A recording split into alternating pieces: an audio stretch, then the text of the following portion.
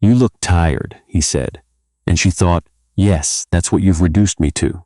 Tired." It had been 9 months since Bridget Callahan had felt like a person who mattered to the man sleeping 3 feet away from her. 9 months of separate silences and separate dinners, and the particular loneliness of lying awake beside someone who had already chosen to leave without saying so. She had counted the months the way people count things they are trying not to count. She had told herself it was a rough patch. She had told herself he was stressed. She had told herself the things women tell themselves when the truth is sitting right there on the kitchen table and they are not ready to pick it up. That night, she had made lamb chops with rosemary and roasted potatoes. The kind of meal that takes time. She had set the table properly. Cloth napkins, the good glasses, a candle she'd found at the back of the drawer. She wasn't sure why. Maybe because it was their 10th anniversary in 2 weeks, and she had not entirely stopped hoping. Maybe because she needed to do something with her hands. He came home at 9:15 and walked past the table without looking at it. She heard him in the shower. She heard him on his phone, his voice dropping to something low and careful the way it always did now when she was in earshot. She sat down at the table alone and poured herself a glass of wine and ate in the silence of a woman who had run out of ways to reach someone who had stopped wanting to be reached. When he finally came to the kitchen, he looked at the table and said, "I already ate." She looked at him. She did not say anything for a long moment. "I made your favorite," she said. "I know. I'm sorry." He wasn't. She put her fork down. She looked at her hands. She had been rehearsing this moment for weeks, carrying the words around like something too fragile to set down. She had told herself she would say it calmly. She had told herself she would not beg. She had not promised herself she wouldn't cry. "I need to talk to you," she said. "About us. About what's happening to us." He sat down across from her, and the look on his face was not the look of a man bracing for a hard conversation. It was the look of a man who had already had this conversation somewhere else, with someone else, and had already decided how it would end. "Bridget," he said. "Don't," she said. "Please don't say my name like that." He pressed his palms flat on the table. "I think we both know this hasn't been working for a long time. I haven't stopped trying." "I know you haven't." There was something in his voice she hadn't heard before. Not cruelty exactly, something worse. Finality. "That's what makes this so hard, then don't. Don't make it the thing you're already making it." He looked at her. His jaw moved. "I've met someone," he said. "I didn't plan it. I want you to know that. But it happened, and I'm not going to stand here and tell you it didn't." The candle was still burning between them. The lamb chops had gone cold. Bridget felt the sentence land somewhere below her sternum and stay there, like something. "How long?" she said. Not a question, exactly. 7 months, 7 months.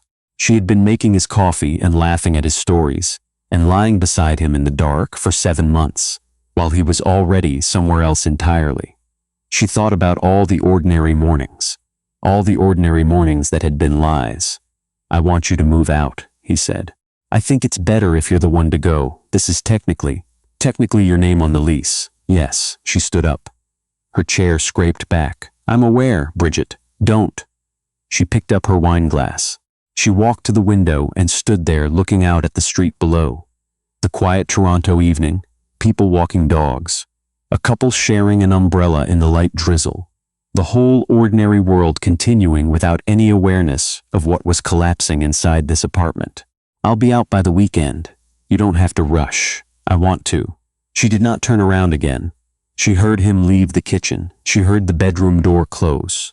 And she stood at the window for a long time, her wine glass in her hand, listening to the particular silence of a marriage ending in a Tuesday evening in November. She called her sister Teresa, who lived across the city in a small house in the Danforth, and Teresa said, "Come right now," in the tone that meant she had already put the kettle on. Bridget took a cab because she could not make herself get on the subway, and she sat in the back seat watching the city go past, still in her work clothes, still wearing the earrings she had put on that morning for a Tuesday that had turned out to be the last ordinary day. She stayed with Teresa for a week. She found a sublet in Leslieville, a 3rd-floor walk-up with good light and a radiator that knocked in the night. And she moved in with 2 suitcases and her mother's reading lamp and the strange stunned sensation of a woman who has just discovered that the life she thought she was living was not entirely the life that was actually happening. She went back to work. She ran the research department at a mid-sized clinical diagnostics company called Veritas Health, which she had helped build from 17 employees to 212. And she was good at her job in the way that people are good at things when their job is one of the few places where they still feel like themselves. She showed up. She solved problems. She managed her team with the particular steadiness of a woman who has learned to keep the shaking on the inside. She did not tell anyone at work that her marriage was over. Not yet. The call came on a Thursday afternoon in early December. A medical innovation gala, the Ontario Healthcare Leadership Awards, held annually at the Fairmont Royal York in downtown Toronto. Her company had been nominated in the Research Excellence category, an award Bridget had quietly, personally, built the case for over the past 4 years. Her assistant had flagged the invitation months ago. She had RSVP'd for 2 back in September, when the world still looked different. She called to change the RSVP to 1. The gala was in 3 days. She almost didn't go. She sat in her kitchen the morning of and drank her coffee and thought about the perfectly good reasons not to go. She was tired. She had been sleeping badly. Her dress from the original plan was still hanging in a dry cleaning bag at Teresa's because she had not managed to bring herself to go pick it up. She thought about sending her deputy director instead. She thought about a lot of things. And then she opened the drawer beside the stove, the one where she kept things she did not know what to do with, and there it was. An envelope in her mother's handwriting, the return address, their old house in Stratford, the postmark 2 years old. The letter inside, still folded exactly as her mother had folded it the last time before she died. Don't let them make you small, sweetheart. You were never small. You just got confused about it for a while. Her mother had written that in a card for her 40th birthday. She had no idea her mother had put a copy in an envelope and mailed it too, as if she had known Bridget might need it somewhere she didn't expect. She stood in her kitchen and read it twice, and put it in her coat pocket, and went to get her dress. She did her makeup in the mirror of her small bathroom, and she took her time. She had not taken her time with herself in months. Not in the way that is actually about yourself, rather than about being presentable for someone else.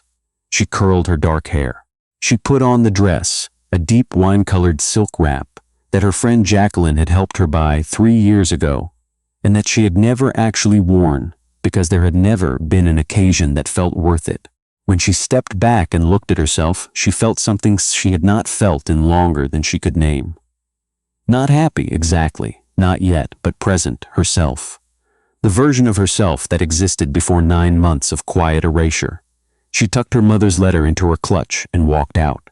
The Fairmont Royal York in December was the kind of place that reminded you what ceremony felt like. The event room had been done in gold and winter white, long tables set with candles and greenery, a string quartet playing something warm in the corner. Every significant figure in Ontario's healthcare and research sector was in that room, moving through the particular choreography of professional evenings, the handshakes, the careful laughter, the negotiations disguised as small talk. Bridget came in alone and did not apologize for it. She found her table, spoke to her deputy director Colin and 2 members of her team, and accepted a glass of sparkling water from a passing server. She was scanning the room with the quiet efficiency of a woman who has been to enough of these events to know how they work. When she heard someone say her name, she turned and she went very still. Seated 2 tables over, in a charcoal suit, leaning toward the woman beside him with the easy confidence of a man entirely comfortable in any room, was her husband, her still technically husband, Patrick. And beside him, her hand resting on his arm, laughing at something he had said, was a woman Bridget did not recognize. Late 20s, maybe. The kind of carefully constructed effortlessness that takes considerable effort to achieve. Patrick had not seen her yet. Bridget turned back to her table. She picked up her glass, she set it down, she picked it up again. Colin appeared at her elbow. "You okay?" "Completely," she said, and she meant it, and she didn't. And both of those things were true at the same time. She did not go to him. She did not make a scene. She sat down at her table, and she talked about the nomination, and she laughed at something Colin said. and she kept her spine straight and her chin level and her expression perfectly, carefully composed. Because she was a professional, and this was her evening, and she had earned the right to be in this room in a way that had nothing to do with him. She was on her second glass of sparkling water when the man sat down at the empty chair to her left. "I believe this is mine," he said, checking the place card. "Unless there's been a territorial dispute I wasn't informed of." She looked at him. Tall, broad-shouldered, somewhere in his mid-40s, with the kind of unhurried quality that certain people have when they have stopped needing to prove anything. He was dressed simply and extremely well. He had a face that looked like it had considered things. "It's yours," she said. "Daniel Forsyth," he said, not performing it, just saying it. The way a man says his name when he has no particular investment in whether or not you recognize it. "Bridget Callahan," she said. "Veritas Health," he said, nodding at her place card. "Research Excellence nomination." "That's us." "I've read your white paper on early-stage biomarker detection," he said. "The one from last spring. It was excellent." She looked at him properly for the first time. Most people at these events have not read that white paper. "I'm not most people at these events," he said, without the faintest trace of arrogance. "Just fact." She found herself almost smiling. "What do you do, Daniel?" "Investment and advisory work, mostly. Healthcare infrastructure, research translation. I help things that should exist in the world find the resources to get there." He reached for the water pitcher and refilled her glass without being asked. "What I don't do is make speeches, so I'm hoping my table assignment means I've been seated with people who are also not making speeches tonight." "I'm not making a speech," she said, "unless we win. Then I'm in the right place." They talked. Bridget had not expected to talk, not really, not in the way that talking actually means something. But Daniel Forsyth listened the way very few people listen, without waiting for his turn, without performing interest. He asked about her work as if the answers mattered to him, and when she explained the early-stage biomarker program, the 4 years of groundwork, the team she had built piece by piece, he tracked it carefully and asked the kind of follow-up question that told her he had actually understood what she had just said. Halfway through dinner, she became aware that Patrick was looking at her. She did not look back. "You seem like someone navigating something complicated tonight," Daniel said quietly, at one point. Not intrusively, just observationally, the way someone speaks when they have seen something and decided it is worth acknowledging. "I'm fine," she said. "You look fine," he agreed. "You also look like a woman who has had to work quite hard this evening to look fine." She was quiet for a moment. Then, with the directness that came to her when she had run out of energy for performance, "My husband is in this room, with the woman he left me for. It has been a somewhat surprising addition to the evening." Daniel was quiet for a beat. Then he said, "I'm sorry. That's a genuinely terrible thing to walk into." "Yes," she said. Is there anything you need?" She looked at him. It was such a simple question, such a plain, uncomplicated question. No drama in it, no attempt to turn it into something about himself. "No," she said, "but thank you for asking." He nodded once and turned back to his dinner and did not make it into more than it was, and that somehow was exactly the right thing. The awards were announced at 9:30. Bridget's category was third. She heard the presenter read out the nominations, heard Veritas Health's name, heard Colin exhale sharply beside her. She sat with her hands folded in her lap and her posture perfectly upright and her expression professionally composed. And then they said her name. Not the company name, her name. Dr. Bridget Callahan, Director of Research, Veritas Health, for sustained leadership in early-stage clinical diagnostic innovation. She stood. Colin grabbed her arm briefly, in the way of someone containing himself. She walked to the stage, and because the room was arranged the way it was arranged, she walked directly past Patrick's table. She did not look at him, but she felt it, the way you feel a temperature change when you pass from one room to another.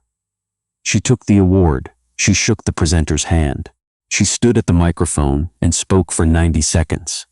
She had prepared something on the drive over, because she had learned to prepare for things she hoped wouldn't be necessary, about her team, about the years of work, about the particular importance of research that begins at the question rather than the answer.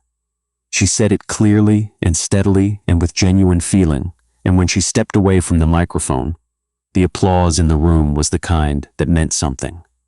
She walked back to her table. She sat down. She put the award on the table in front of her and looked at it for a moment. Daniel leaned slightly toward her. "Well deserved," he said simply. "Thank you," she said. And then, because she was a person who said what she thought when she was tired of saying otherwise, "I needed tonight to go well." And it did. "It did," he agreed. It was 20 minutes later that Patrick found her near the bar at the edge of the room.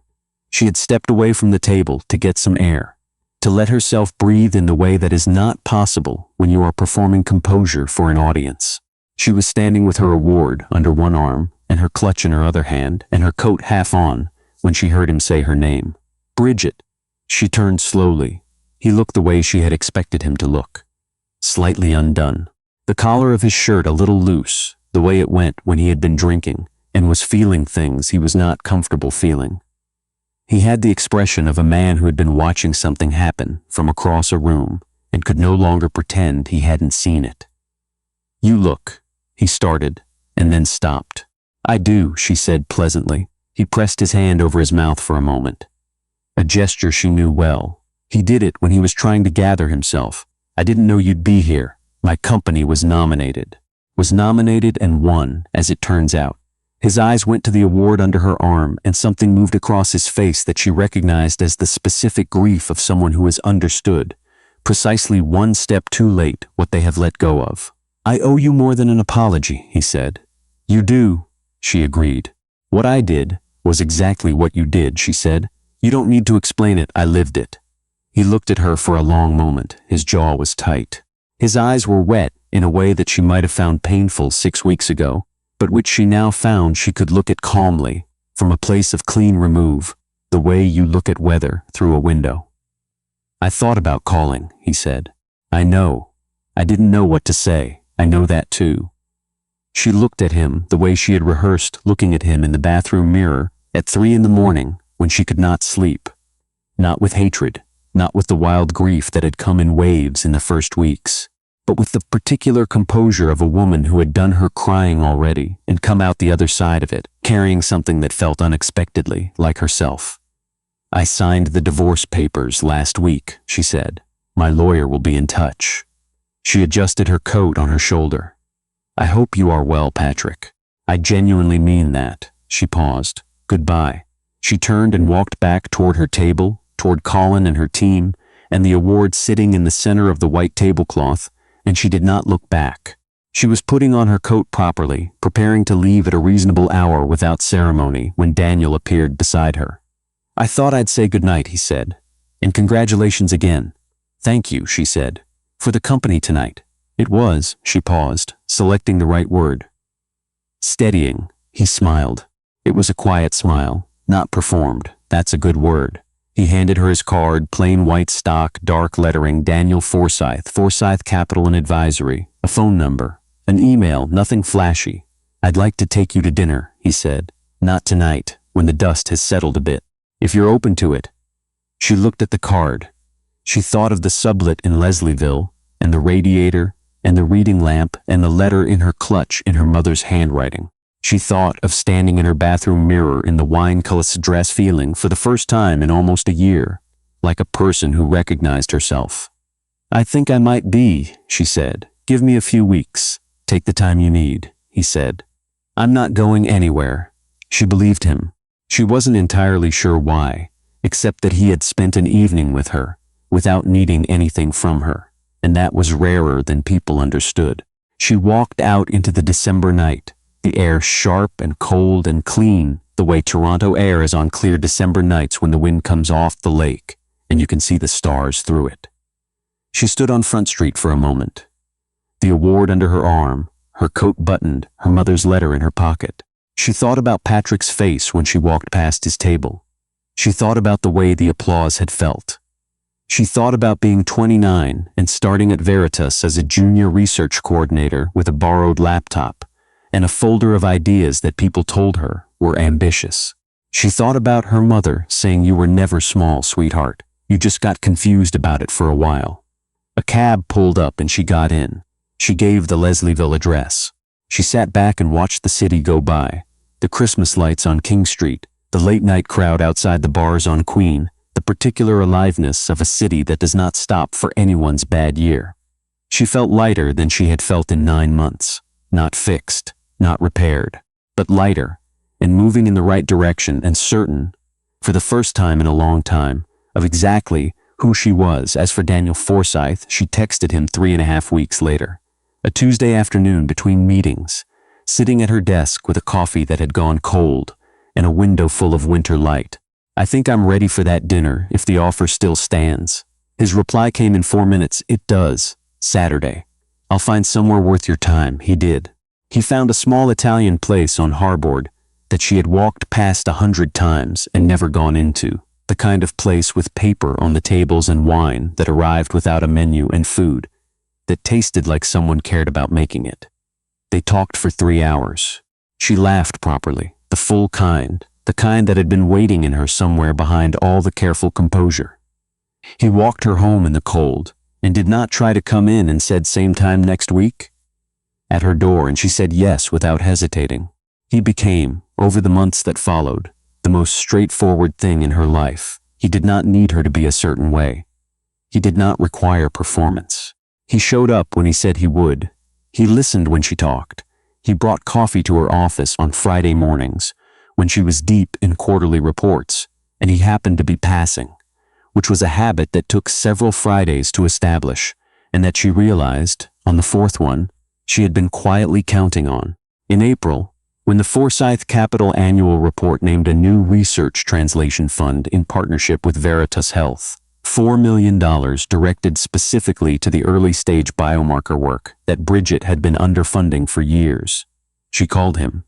"Did you do this?" she said. "My team put the partnership together," he said. The work deserved the resources. It was a straightforward decision. "Daniel, Bridget, thank you." "Don't thank me," he said. "Just keep doing the thing you were already doing. I'm just making sure the road is wide enough." She sat in her office for a long time after she hung up the phone, looking at the city through the window, at the spring light coming in gold over the lake. She thought about the evening in December when she had almost not gone. She thought about the drawer beside the stove, and her mother's envelope and the letter that had arrived 2 years before it was needed. And that had arrived, as it turned out, exactly on time. Patrick's firm did not weather the year well. He had taken on a significant contract in the fall that relied heavily on a strategic partnership. A partnership that dissolved when his business conduct came under scrutiny from a professional oversight complaint filed by a former associate. The details were dry and administrative. The outcome was not. The contract was terminated. 2 senior clients followed. He downsized the office by spring. She did not know these details directly. She knew them the way you know things about a city you used to live in and have moved away from. Incidentally, through other people, with the mild impersonal interest of someone who no longer has a stake in the weather there. She wished him no specific harm. She found, to her own surprise, that this was true. She had stopped building her sense of justice around his particular reckoning. That was a gift she had not expected to give herself. On a Saturday in September, 14 months after a December evening, she had almost not attended. Bridget and Daniel were married in a small ceremony at an inn on the shores of Georgian Bay, the kind of place that smells of pine and lake and old wood, with 27 people who actually mattered, and Teresa crying at the back in the way Teresa did everything, loudly, warmly, without apology. Bridget wore ivory. She carried her mother's favorite flowers, pale yellow ranunculus. There was no grand entrance, no orchestrated moment. Daniel was already standing at the end of the aisle when she came in, and when he saw her, he pressed one hand briefly to his chest, like a man making sure his heart was still working, and she understood exactly what he meant by it. They exchanged rings on the dock at sunset, the water behind them going gold and pink, the trees already turning on the far shore. When it was over, they stood together at the edge of the dock, her hand in his, and looked out at the water in the quiet way of people who have found, against the odds, exactly what they needed.